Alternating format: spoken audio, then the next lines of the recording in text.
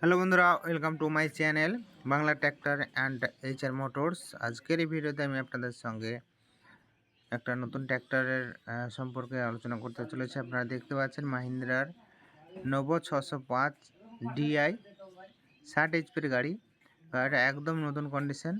তো গাড়ির প্রথমে আরসিটা দেখে নেন। এখানে আরসিটা দেখতে পাচ্ছেন। গাড়িটার বয়স হচ্ছে মাত্র 6 মাস এবং গাড়ির নাম্বার হচ্ছে WB36K 7805।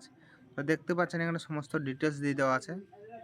তো এই গাড়িটার কত দাম আছে, কোথায় আছে, সমস্তটা জানাবো। তার আগে আপনারা যারা এখন পর্যন্ত আমাদের চ্যানেল নতুন, চ্যানেলটাকে সাবস্ক্রাইব করবেন এরকম বিভিন্ন ট্র্যাক্টরের ভিডিও দেখার জন্য।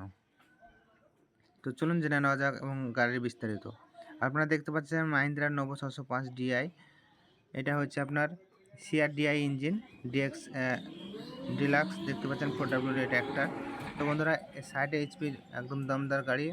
গাড়ির টায়ার দুটো একদম হাইল্যাক টায়ার আছে, আর টায়ার এখন 100% টায়ার আছে। সমস্ত ডিটেলস আপনারা এখানে দেখতে পাচ্ছেন পেছনকার অংশ।